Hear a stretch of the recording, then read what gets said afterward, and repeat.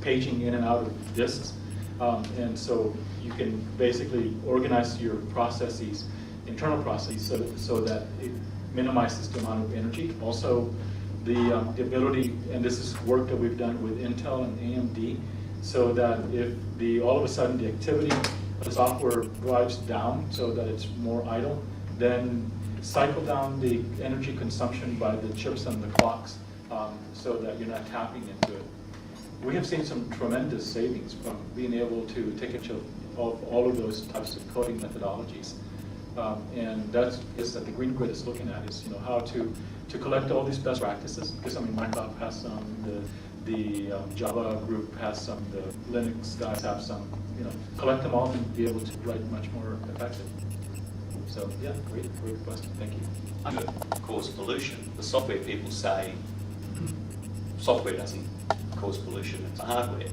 So I think until we have the measurements of the amount of energy use in your organisation, so you can measure it and say to the people. So I've been trying this out on my colleagues at the ANU, where their excitement is to have bigger programs running more data, and I say to them, well, how would you reduce that?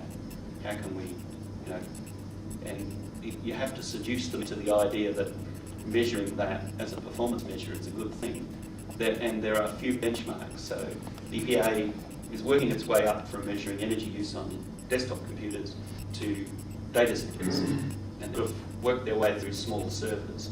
And we don't have good benchmarks to measure the efficiency of software at the moment. Someone made a splash in the press in the last few days by claiming that tool searches used as much energy as boiling a cupful of water. And they said, oh, all the figures are in this report that hasn't been published yet. And when I think can do a lot more work in things like virtualization, remember, is a form of software. It's not about hardware. And I think we'll see a lot more web-based applications as an efficiency measure to get the applications off the desktop. And it's, for IT people, it's a lot easier to tell the important office worker that, oh, we need to give you this smaller, low-power computer that can't run anything except a web browser because it's good for them. Then we're going to give you this low-power computer because you don't actually need a high-power computer in your daily work. It's just a status symbol. So I think we'll see the situation where the desktop computer run the word processor, the spreadsheet, and the interface to the central core application running in the data center and the software design, because it'll be running in a shared computer where we can measure and show performance. Kind of like back to the dumb IBM terminals. Yeah, for those of us who are old enough to have used multi-user mainframes, it's back to the future for us. I would just like to add, the organizational commitment might be also a very important start.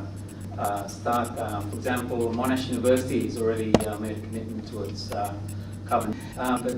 Yeah, if there be any other questions, feel free to follow up also with an email, and all of this presentations will be available online. And hopefully we'll see you again in our next breakfast briefing, and we'll keep you posted on all those various activities.